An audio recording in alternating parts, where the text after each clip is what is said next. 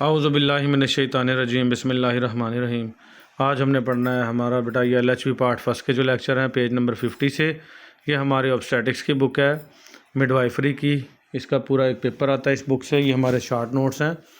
तो ये आज हमने पढ़ना unit 13 pre maturity and post maturity. Pre का मतलब होता है बेटा पहले, पोस्ट का मतलब होता है बाद में। तो इन फास्ट पे गौर करना है। प्री का मतलब पहले, मेच्योर का मतलब मेच्योर होने से पहले, यानी अधूरा बच्चा पैदा हो जाना प्री मेच्योरिटी कहलाता है। और पोस्ट मेच्योरिटी कहेंगे कि बच्चा जो है बाद में पैदा होना, मेच्योर होने के भी बाद, जिसको कहते हैं कि वक़्त पूरा हो गया था डिलीवरी का और 1 या 2 हफ़्ता ऊपर हो गया, उसको हम कहते हैं पोस्ट मेच्योरिटी। तो ये हम पढ़ते हैं। पहले प्री मेच्योर बेबी पढ़ेंगे, यानी अधूरा बच्चा बेटा। डेफिनेशन देखेंगे इसकी। A baby that weight 5.5 pound, वो बच्चा जिसका वज़न जो है 5.5 पाउंड होगा। 5 सही है कि बेटा 2 इसको पढ़ते हैं बेटा। आर लेस या इससे कम हो, regardless of the period of gestation, चाहे उसने बेटा अपना गेस्टेशन पीरियड पूरा किया हो या ना किया हो। यानी कि 9 माह पूरे किए हों या ना किए हों, बच्चा 5.5 पाउंड से कम है तो उसको हम प्री मेच्योर बेबी कहेंगे, यानी अधूरा बच्चा, यानी उसकी नशोनुमा ठीक से नहीं हुई। तो काजेज़ क्या हैं, वजूहात क्या हैं। मैटरनल यानी माँ की क्या वजूहात हैं बेटा। मैटरनल कहते हैं माँ को, मदर को। तो प्री क्लैम्पशिया हम पढ़ के आए हैं अपने पिछले लेक्चर्स में, फिर बता देता हूँ। दौरे पड़ने से पहले की सूरत हाल अगर माँ को रही है तो बच्चा जो है वो प्री मेच्योर होगा, या क्लैम्पशिया या दौरे पड़ रहे थे। प्री का मतलब मैंने बताया पहले ही। तो दौरे पड़ने से पहले की जो सूरत हाल में प्रोटीन यूरिया होता है, यानी उसके पेशाब में प्रोटीन आ रहा होता है, उसको एडिमा सोजिश रही है औरत को, उसका बीपी हाई रहा है, तो ये प्री क्लैम्पशिया की सूरत हाल थी। और क्लैम्पशिया कहते हैं दौरे पड़ जाना। अगर उसको दौरे पड़ते रहे हैं तो बच्चे की नशोनुमा ठीक से नहीं हुई, तो ये एक वजह ये है। फिर आ जाएगी एंटीपार्टम हेमरेज, यानी पैदाइश से पहले जरियान खून हो गया, खून पड़ना शुरू हो गया, जिसकी वजह से बच्चा प्री मेच्योर पैदा हुआ है। फिर आ जाएगा हाइड्रोमनियास कहते हैं जो बच्चादानी में बच्चे के गिर्द पानी की थैली होती है, उसमें पानी का ज़्यादा हो जाना, उसको हाइड्रोमनियास कहते हैं।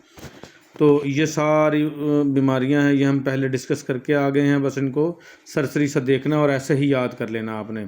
मेडिकल डिजीज़, कुछ मेडिकल की बीमारियां थी जिसमें एनीमिया, खून की कमी, हाइपरटेंशन, ब्लड प्रेशर का ज़्यादा होना, रीनल डिजीज़, गुर्दों की बीमारी, अगर ये थी तो भी बच्चा जो है प्री मेच्योर पैदा होगा। फिर आ जाएगा एक्यूट इन्फेक्शन, शदीद किस्म के इन्फेक्शन हो गए। एग्जाम्पल मिसाल क्या हैं, पोलिनेफ्राइटिस, गुर्दों की सोजिश जिसको कहते हैं बेटा, ट्रॉपिकल डिजीज़, कुछ बीमारियां जल्दी बीमारियां जिनको कहते हैं, और सर्जिकल कंडीशन या कुछ ऑपरेशन वाली सूरत हाल थी जिनकी वजह से बच्चे पर असर पड़ा और बच्चा जो है वो प्री मेच्योर पैदा हो गया। फिज़िकल ट्रॉमा, कोई ज़ाहरी चोट लगी थी जैसे एक्सीडेंट वगैरह, ठीक है, तो उसको फिज़िकल ट्रॉमा कहते हैं। तो ये माँ की वजूहात हैं। फिर आ जाएगी इमोशनल अपसेट, माँ जो है इमोशनल अपसेट रही है जिसकी वजह से बच्चे की ग्रोथ ठीक से नहीं हुई और प्री मेच्योर हो गया, तो ये माँ की वजूहात थी। फिर आ जाएंगी फीटस कहते हैं जो माँ के पेट में बच्चा है, उसकी क्या वजूहात हैं। मल्टीपल प्रेगनेंसीज़, यानी वो औरत जो बार बार बच्चों को जन्म देती रही है और उसकी बच्चादानी या उस माँ के अंदर इतनी ताकत नहीं है कि वो बच्चे की खुराक को भी पूरा कर सके, तो इसको क्या कहते हैं, मल्टीपल प्रेगनेंसीज़, जिसकी वजह से बच्चा है प्री मेच्योर हो गया। कंजेनिटल मेल फॉर्मेशन, पैदाइशी तौर पर कुछ ऐसी ख़राबियाँ हो गई जो बच्चे को अंदर से उसकी नशोनुमा ही नहीं हुई, तो इसको कंजेनिटल मेल फॉर्मेशन कहेंगे। फिर आ जाएगा pre mature rupture of membranes, बच्चे के गिर्द मेम्ब्रेन्स होती हैं, जैसे मैंने बताया पानी की थैली होना बेटा, जिसको एमनियोटिक सैक कहते हैं, वो पहले ही रप्चर हो जाना, पहले ही पानी की थैली फट जाना। वो जब तक पानी की थैली रहेगी बच्चा नशोनुमा पाता रहेगा, अदरवाइज़ वो अगर पानी की थैली फट गई तो बच्चा पैदा हो जाएगा, दर्दें शुरू हो जाएंगी और बच्चा मर भी सकता है और ज़िंदा भी पैदा हो सकता है। अगर ज़िंदा हुआ तो प्री मेच्योर होगा। फिर आ जाएगा सोशियो इकोनॉमिक फैक्टर्स, रुपए पैसे के हालात, इसको कहते हैं बेटा often a cause is not found, इसकी वजह तो हमें नहीं पता चली रही, but the majority of these mothers belong to low economic groups, लेकिन बहुत सारी ऐसी औरतें हैं जो गरीब घरों से ताल्लुक़ रखती हैं, लो इकोनॉमिक ग्रुप होता है उनका, लिव इन अनहेल्दी, जो कि ज़िंदगी गुजारती हैं जहाँ सेहत अच्छी ना हो, क्राउडेड एरियाज़, और जब बहुत ज़्यादा लोग एक ही जगह पर रहते हों जिसको क्राउडेड एरियाज़ कहेंगे। हजूम, जैसे झोंपड़ियाँ वगैरह कुछ लोग एक जगह पे लगा के रहना शुरू कर देते हैं। And suffer from mail nutrition, और उसको खुराक की कमी का सामना भी रहा है। ये जहाँ मेल या माल लग गया है ना बेटा, कमी होता है न्यूट्रिशन खुराक, तो खुराक की कमी का सामना रहा है उस औरत को, तो उसका भी बच्चा जो है प्री मैच्योर पैदा होगा। They are generally shorter in height, और ये औरतें जो है इनका कद भी छोटा होता है दैन एवरेज से। Many have quick successive pregnancies, कुछ ऐसी होती है जिनको फ़ौरन ही कामयाब प्रेगनेंसी हो जाती है, यानी एक बच्चे को जन्म दिया, अभी 1.25 महीना ही हुआ था, मियाँ बीवी ने फिर मिलाप किया तो उनको प्रेगनेंसी होगी। And are engage in heavy work throughout pregnancy, और उनको पूरी प्रेगनेंसी के दौरान, हमल के दौरान सख्त मेहनत, सख्त काम में भी करने पड़ते हैं। जैसे कुछ औरतें खेतों में काम करती हैं, और गरीब घरों की औरतें जो है वो किसी घर में सफाई सुथराई का काम और कुछ सख्त मेहनती काम करती हैं, तो ऐसी औरतों को भी बच्चा जो है प्री मैच्योर पैदा होगा। साइन ऑफ प्री मैच्योरिटी के साइंस क्या होंगे? Length of baby is less than 18 inches, बच्चे की जो लंबाई है वो 18 इंचेस से कम होगी। 18 इंच का मतलब होता है बेटा 1.5 फुट, यानी 12 इंच का 1 फुट होता है, और 18 का 12 और 6 18, यानी 1.5 फुट का बच्चा पैदाइशी तौर पर होना चाहिए। अगर उसकी हाइट इससे कम है, तो लंबाई इससे कम है, तो इसका मतलब वो प्री मैच्योर है। वेट 5.5 LB, ये 1B नहीं है बेटा, LB है। LB जो है वो आधा किलो से थोड़ा कम होता है, LB और पाउंड एक ही होता है, तो 5.5 LB यानी 2.5 किलो से भी कम उसका वज़न होना, और लेस या इससे भी कम। स्कल बोन्स आर सॉफ्ट, उसकी खोपड़ी की हड्डियाँ नरम होंगी बिल्कुल। Fontanelles and sutures are larger than normal, fontanelles और स्यूचर जो हैं वो नॉर्मल से बड़े होंगे। स्यूचर्स कहते हैं बेटा खोपड़ी जो बच्चे की है उसके दरमियान के जो जोड़ है उनको स्यूचर्स कहते हैं, और थोड़ा से गैप होते हैं, एक अगली जानिब और एक पिछली जानिब, अंटीरियर फुंटनेली और पोस्टीरियर फुंटनेली कहते हैं। ये लार्जर होंगे, नॉर्मल से बड़े होंगे। ये फुंटनेली और स्यूचर्स दिखा देता हूँ आपको। ये देखें बेटा, ये जो हैं ये स्यूचर्स हैं, ये जोड़, और ये फुंटनेली हैं। ये एंटीरियर फुंटनेली है, ये अगली जानिब का, ये पतंग का काइट शेप होता है, और ये पोस्टीरियर फुंटनेली है, ये वाई शक्ल का होता है। तो ये फुंटनेली और स्यूचर्स जो हैं वो बड़े होते हैं, और खोपड़ी की हड्डियाँ नरम होती हैं इसकी। तो ये अलामात नज़र आ रही हो तो बच्चा प्री मैच्योर होगा बेटा। शॉर्ट नेल्स, बच्चे के नाखून बिल्कुल छोटे होंगे। स्किन इज़ रेड, स्किन जो है जिल्द जो है वो लाल होगी, एंड रिंकल्ड और झुर्रियाँ पड़ी होंगी। Lanugo hair is more than normal, lanugo कहते हैं बेटा जिस्म पे बाल होना। ये ल्यूनेगो हेयर जो है जिस्म पे बाल बच्चा जब माँ के पेट में होता है तभी ये उगते हैं, और उसके दौरान ही ख़त्म हो जाते हैं। लेकिन अगर ये बाल बड़े बड़े हैं जो पूरे जिस्म के ऊपर बच्चे के, तो इसका मतलब बच्चा जो है वो सही से नशोनुमा इसके अंदर नहीं हुई, और ये गायब होने के बजाय अभी मौजूद हैं, उसके नॉर्मल हेयर से ज़्यादा हैं ल्यूनेगो। ठीक है, उसके बाद आ जाएंगे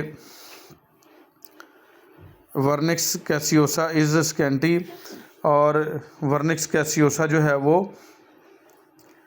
कम मिकदार में होगा। स्कैंटी कहते हैं कम मिकदार में होना। तो ये वर्निक्स कैसियोसा बेटा एक मलाई टाइप बच्चे के जिस्म के ऊपर एक चीज़ लगी हुई होती है, और ये हिफाजती तय होती है, और ये मैं दिखा देता हूँ आपको। ल्यूनेगो हेयर जो हैं इस वर्निक्स कैसियोसा को चिपकने में मदद देते हैं, तो ये एक हिफाजती तय होती है। ये स्कैंटी होगी यानी कम होगी मिकदार में। मैं दिखाता हूँ आपको। ये देखें बेटा, ये वर्निक्स कैसियोसा है, ये वाली देखें मलाई टाइप बच्चे के गिर्द लगी हुई है। आजकल जदीद साइंस कहती है कि ये जिस्म पे चिपकी रहे, और इसको बच्चे को फ़ौरन ना नहलाएं, और 1 2 दिन 4 दिन 5 दिन के बाद नहलाएं, जब तक इसके नाफ जो है वो झड़ नहीं जाती, तो तब तक इसको लगी रहने दें ताकि ये हिफाजत बच्चे की करती रहे। ये देखें, ये वर्निक्स कैसियोसा है, और जो ल्यूनेगो उगते हैं जिस्म के ऊपर बाल, ठीक है, वो इसका मकसद ही इस वर्निक्स कैसियोसा को चिपका के रखना है जिस्म के साथ, ताकि बच्चे की हिफाजत होती रहे। तो अल्लाह पाक का बड़ा प्यारा निज़ाम है ये। तो ये क्या होगा, इसमें वर्निक्स कैसियोसा कम होगी, और उसके ल्यूनेगो बाल अभी भी मौजूद होंगे। Rough assessment of the gestation period, और गेस्टेशन पीरियड की जो रफ़ असेसमेंट है, अंदाज़ा कैसे लगाते हैं कि ये आया कि इसने पूरे 40 हफ्ते पूरे किए हैं माँ के पेट में या नहीं किए। तो हम करेंगे इसको length of baby in inches, बच्चे की लंबाई इंचेस में ले लेंगे, और उसको ज़रब देंगे 2 से, तो गेस्टेशन पीरियड आ जाएगा। जैसे बच्चे की लंबाई 18 इंचेस की बजाय 14 इंचेस है, और उसको 2 से ज़रब दिया तो 28 वीक, यानी बच्चा जो है वो 28 हफ्ते में ही पैदा हो गया है। और अगर 16 इंच लंबाई है और उसको 2 से ज़रब दिया तो 16 ज़रबे 2, इसका मतलब 32, तो 16 दूना 32 होता है। तो इसका मतलब बेटा ये 32 हफ्ते में ही प्रेगनेंसी इसकी कंप्लीट हो गई है और बच्चा पैदा हो गया। और 40 हफ्ते से पहले या 36 हफ्ते से पहले जो भी प्रेगनेंसी है उसको हम प्री मैच्योर कहेंगे। Care of pre mature baby, ये जो अधूरा बच्चा पैदा हुआ है तो उसकी केयर कैसे करनी है बेटा, इस लेक्चर में प्री मैच्योर को कंप्लीट करके छोड़ेंगे। अगले लेक्चर में हमने पोस्ट मैच्योर पढ़ना है। Prevention of pre mature birth is important, इसकी जो प्री मैच्योर बर्थ है इसकी हिफाजती इक़दाम ज़रूरी हैं। This include good antenatal care, इसमें शामिल है पैदाइश से जो पहले की देखभाल जो औरत करवाती है वो ज़रूर ले, एंटीनेटल केयर कहते हैं पैदाइश से पहले की देखभाल। With treatment of obstetrical complication, और अगर कोई पैदाइश के दौरान होने वाली पेचीदगियाँ हैं तो उनका इलाज भी करवाए। एंड मेडिकल डिजीज़, और अगर कोई मेडिकल डिजीज़ है जैसे शुगर वगैरह उसका इलाज करवाए। इट इज़ फाउंड दैट, ये पाया गया है, the incident of pre mature birth, जो अधूरा बच्चा पैदा होने के वाक़यात हैं, इज़ लोअर इन वोमेन, उन औरतों में कम ही होते हैं। हु है बेनिफिटेड, जिनको फ़ायदा मिलता है, फ़ायदा हासिल करती हैं by antenatal care, antenatal care से। एंटीनेटल केयर बेटा वही जो बच्चे की पैदाइश से पहले की देखभाल माँ करवाती है, क्लिनिक्स पे जाके अपना प्रॉपर चेकअप करवाती रहती है। तो उन औरतों में प्री मैच्योर बेबी के ख़तरात कम होते हैं, उनका बच्चा जो है वो अपनी टर्म पूरी करके ही पैदा होता है। केयर ड्यूरिंग लेबर, जब बच्चा पैदा हो रहा होता है तो फिर क्या केयर करनी है प्री मैच्योर बेबी की। Labour is conducted in hospital, पैदाइश जो है बच्चे की वो अस्पताल में करवानी है। सो दैट, ताकि नेसेसरी इक्विपमेंट्स फॉर केयर, जो आलात हैं हिफाजत के लिए जो ज़रूरी हैं, नेसेसरी का मतलब ज़रूरी होता है, ऑफ दी स्मॉल बेबीज़, ऐसे छोटे बच्चों की इज़ अवेलेबल, मौजूद हों, यानी हॉस्पिटल में मौजूद हों, किसी पेचीदगी का सामना ना करना पड़े।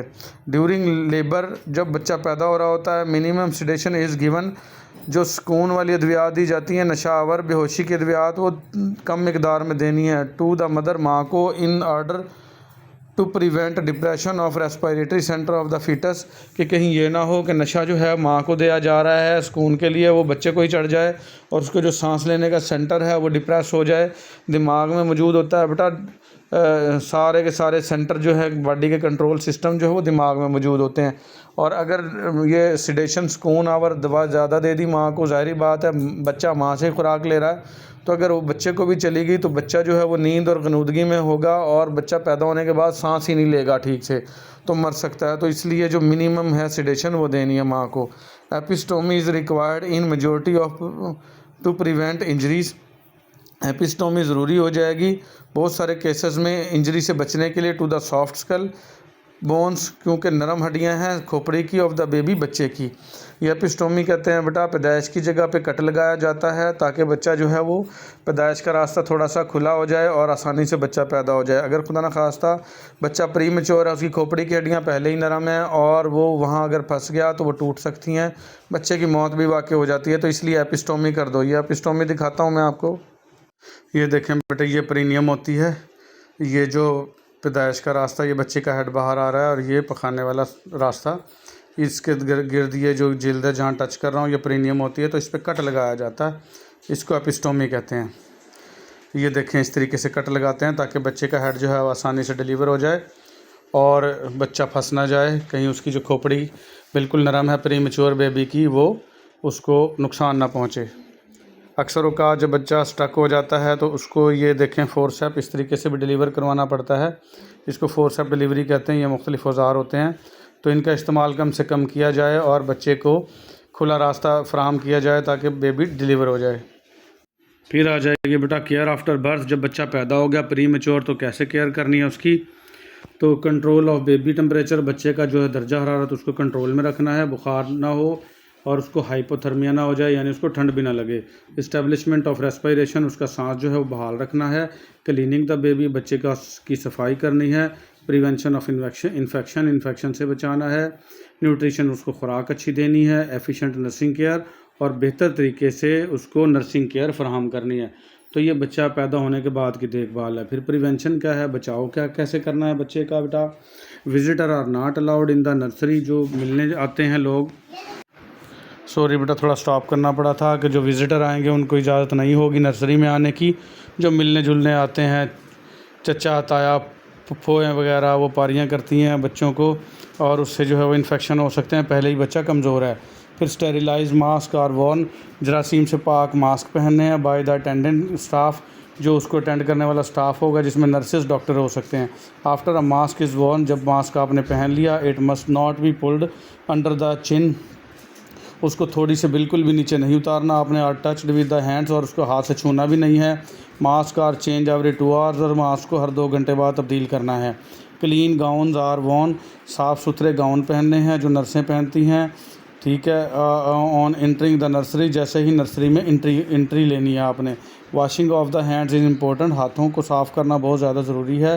The nurse scrub her hands for 5 minutes before handling the baby, और नर्स जो है लाजमी तौर पर अपने हाथों को स्क्रब करेगी, सफाई करेगी 5 मिनट के लिए, जैसे ही बच्चे को हाथ लगाएगी उससे पहले, ठीक है। And for 2 minutes before attending the next baby, और जब दूसरे बच्चे की को देखभाल करेगी तो कम से कम 2 मिनट फिर स्क्रब करेगी। यानी कि पहली मरतबा जब बच्चों की देखभाल के लिए अंदर आएगी तो 5 मिनट के लिए हाथ धोएगी, और हर बच्चे को चेक करने के बाद 2-2 मिनट के लिए हाथ लाजमी स्क्रब करेगी।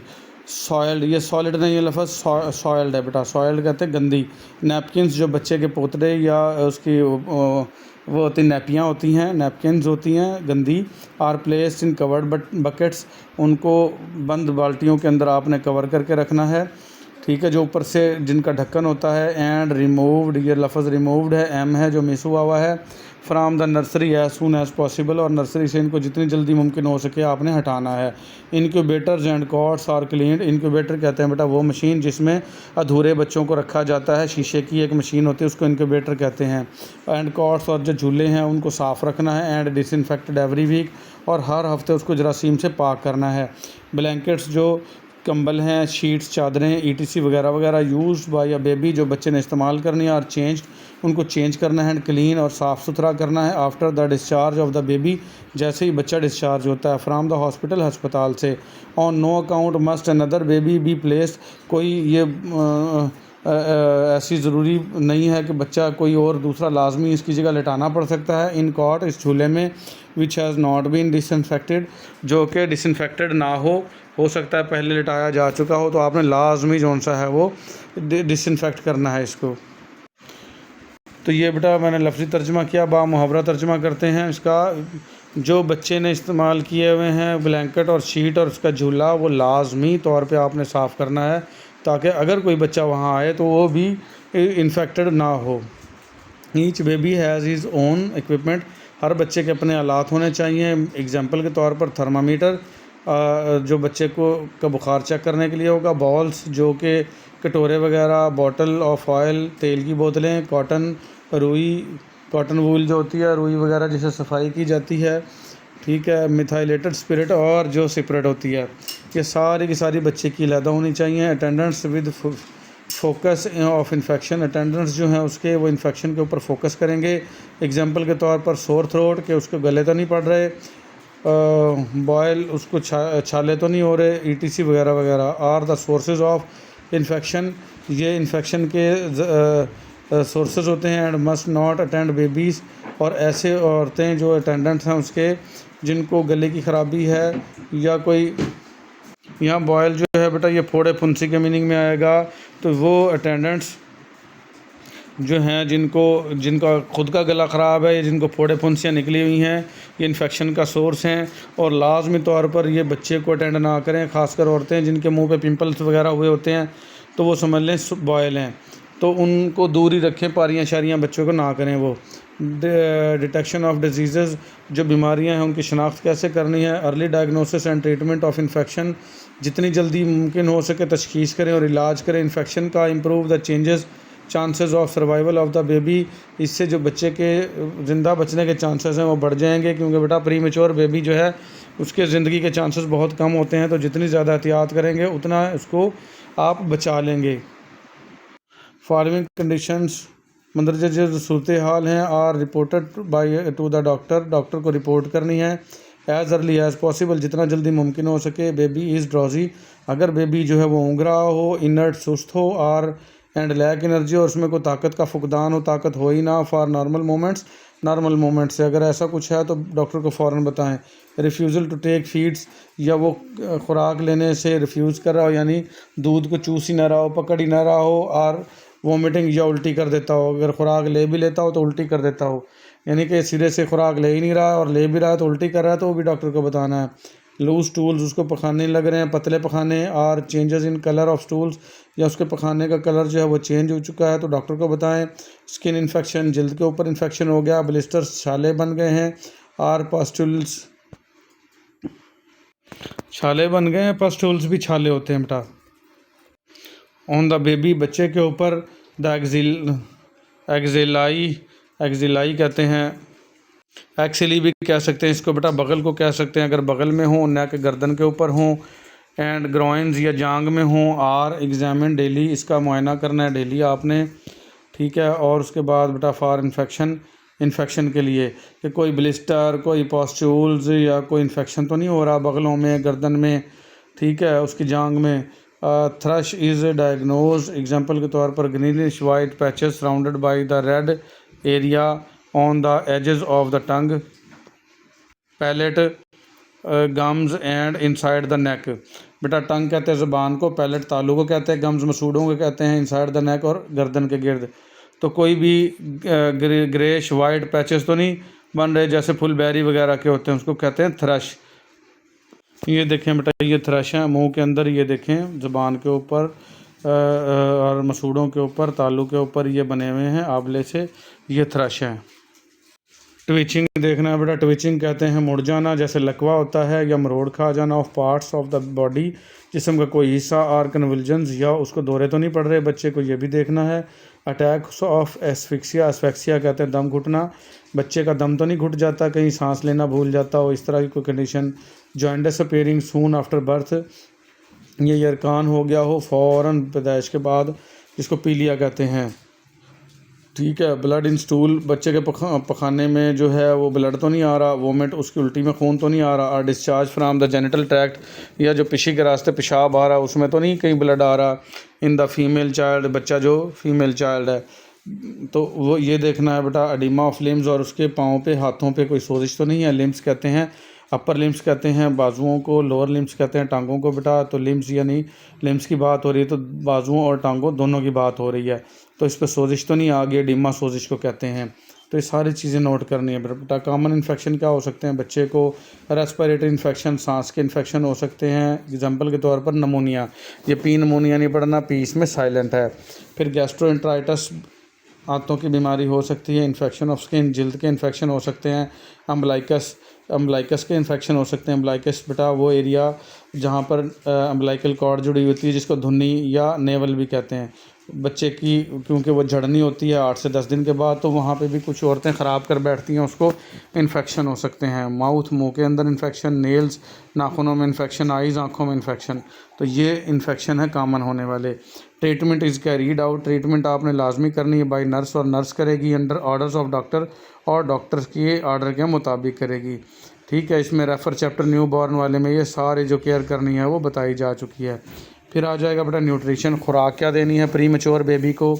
इन प्री मैच्योर बेबी, जो प्री मैच्योर बच्चे पैदा हुए हैं, और रिफ्लेक्सेस आर पोरली डेवलप्ड, उसके जो रिफ्लेक्सेस हैं जिसको खदो खाल कहते हैं बेटा, वो अच्छे से नहीं बने।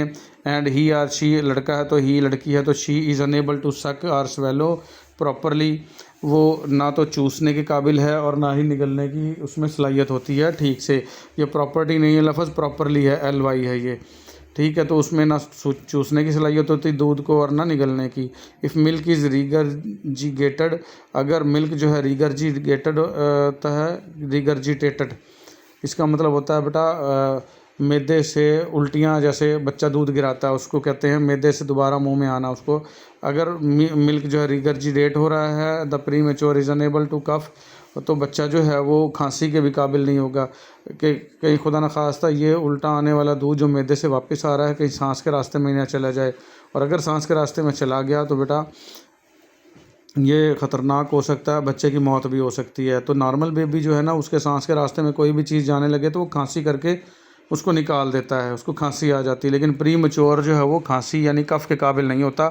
And inhales it into the lungs, और इस रिगर्जिटेटेड मिल्क को इनहेल कर लेगा, फेफड़ों में ले जाएगा। The intestinal tract is not well developed, और उसका जो आंतों का जो सिस्टम है वो भी ठीक से डेवलप नहीं होता। देयरफॉर यही वजह है it is better not to overfeed these babies. तो ऐसे बच्चों को ज़्यादा दूध पिलाना ही नहीं चाहिए, बस थोड़ा थोड़ा पिलाएं, जो हज़म हो जाए तो फिर पिला दें, हर 2 घंटे बाद बेशक पिला दें। पिछले लेक्चर में हमने फ़ीड के ऊपर कंप्लीट बात की है। फिर आ जाएगा बेटा फर्स्ट फीड, उसको पहली खुराक क्या देनी है बच्चे को। A feeding bottle is use for babies over 3.5 LBs। Feeding बोतल जिसको हम कहते हैं बेटा अपना फीडर, वो इस्तेमाल करवानी है अगर बच्चा 3.5 लंबाई से ऊपर हो। ये 1 LB होता है आधा किलो से थोड़ा सा कम, यानी 3.5 LB का मतलब हो गया आपका तकरीबन ये 1.5 किलो या 1.25 किलो ऐसे लगा लो। Are not given feed for the first 8 to 12 hours. इसको बच्चे को 8 से 12 घंटे पहले खुराक देनी नहीं है, और देनी भी है तो फीडिंग बोतल से देनी है। The first feed consist of 1, इसको डार्चम भी पढ़ सकते हैं, द्राहम भी पढ़ सकते हैं, और वाटर। पहली जो फीड है 1 द्राहम और वाटर है, ये तकरीबन 3 ml का होता है थोड़ा सा। ड्यूरिंग द फीड, जब उसको खुराक दे रहे हैं, the nurse observes if the baby can सक एंड स्वेलो। तो नर्स ये मुशाहिदा करे कि ये बच्चा चूस भी रहा है और निगल भी रहा है। इफ़ वाटर इज़ रिगर्जिटेटेड, अगर पानी या दूध दोबारा उसके मुंह में आ रहा है, मैदे से रिगर्जिटेट हो रहा है, it is not as dangerous as milk. तो ये इतना ख़तरनाक नहीं होता जैसे दूध होता है, यानी पानी अगर वापस आ रहा है तो पानी इतना ख़तरनाक नहीं जितना दूध है।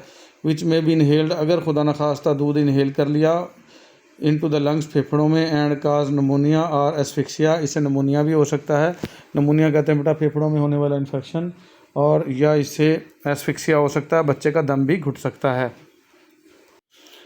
Management and nursing care, management कैसे करनी है और नर्सिंग केयर कैसे करनी है बेटा प्री मैच्योर बेबी की।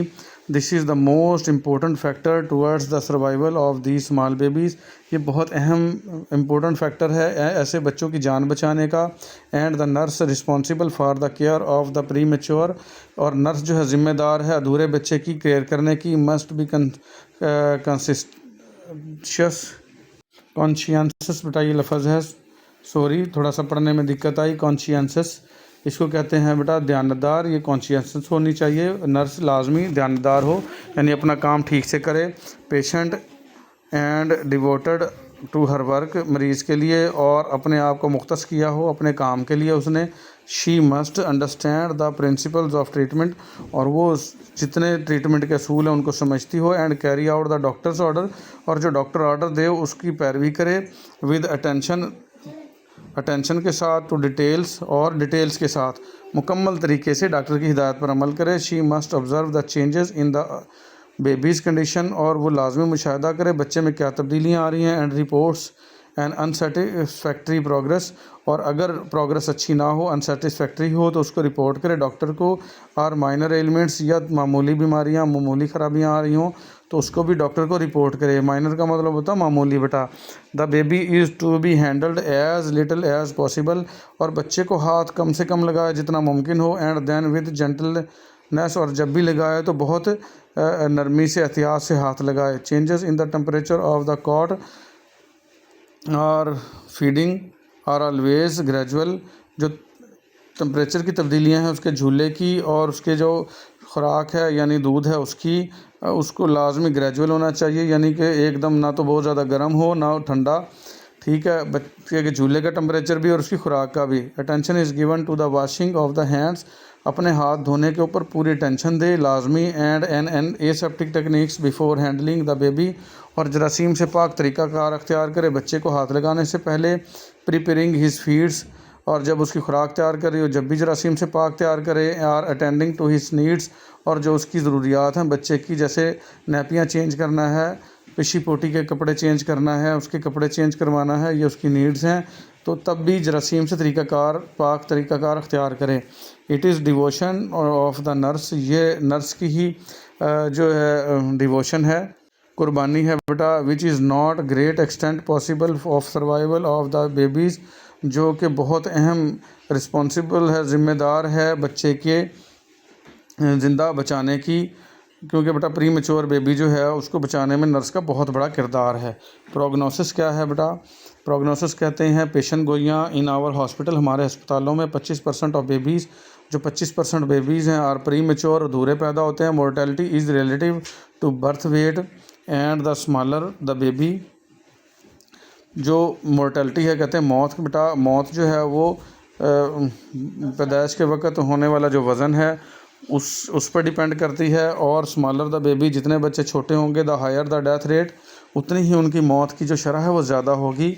The main causes are asphyxia, जो उसकी मेन काजेज़ हैं उसमें दम घुटना है, इन्फेक्शन होना है, एंड सेरिब्रल ट्रॉमा, या उसके सर में चोट लगना है। अगर सर में चोट लगी पैदाइश के दौरान, क्योंकि उसकी खोपड़ी जो है बेटा वो नरम थी, तो भी बच्चा मर जाएगा। कम्प्लिकेशन ऑफ प्री मेच्योरिटी की जो पेचीदगियाँ हैं वो क्या होती हैं? रेस्पिरेटरी पॉज, उसका सांस रुक जाएगा। वेरिंग इन लेंथ, उसकी लंबाई में कमी होना, जनरली ड्यू टू इमेच्योरिटी और प्री मेच्योरिटी एक ही चीज़ है बेटा, अधूरापन की वजह से। और उसके बाद आ जाएगा बेटा pre term babies nervous system, और बच्चे का जो नर्वस सिस्टम है वो भी फुली डेवलप नहीं होता। तो ये सारी पेचीदगियाँ हैं कि उसका सांस रुक सकता है, उसको जो सा है ना वो लंबाई में कमी हो सकती है बच्चे की, छोटापन जिसको बोनापन कहते हैं, या उसको जो सा है ना उसके बच्चे का नर्वस सिस्टम ठीक से डेवलप नहीं होगा, पागलपन जिसको कहते हैं। They are usually accompanied by the decrease heart rate, इन सारी पेचीदगियों की वजह से उसके बच्चे के दिल की धड़कन कम हो सकती है। एंड आर ऑक्सीजन सैचुरेशन, या उसकी ऑक्सीजन जो है जिस्म में जाज़बियत सैचुरेशन वो कम हो सकती है। स्वेयर इंटेस्टाइनल इन्फ्लेमेशन, शदीद दांतों की सोजिश हो सकती है, जिसको कहते हैं नेक्रोटाइजिंग इंट्रोकोलाइटिस, हाथों की सोजिश को कहते हैं। This can be one of the most serious complication in the pre term baby, और ये जो प्री टर्म बेबी हैं या प्री मेच्योर बेबी हैं या इमेच्योर हैं, ये एक ही लफ्ज़ है बेटा तीनों, तो इनके अंदर ये सीरियस कम्प्लिकेशंस हो सकती हैं। तो ये हमने सारा का सारा बेटा प्री मेच्योर बेबी पढ़ा। उसके बाद हम पढ़ेंगे post mature baby. Post mature कहते हैं जो पैदाइश का वक़्त पूरा होने के बावजूद भी पैदा नहीं हुआ और माँ के पेट में उसको 1-2 हफ़्ते ऊपर हो चुके हैं, उसको पोस्ट मेच्योर कहते हैं। तो उसका हम पढ़ेंगे अगले लेक्चर में। आज के लिए हमारा इतना ही, मिलेंगे अगले लेक्चर में। अल्लाह हाफ़िज़।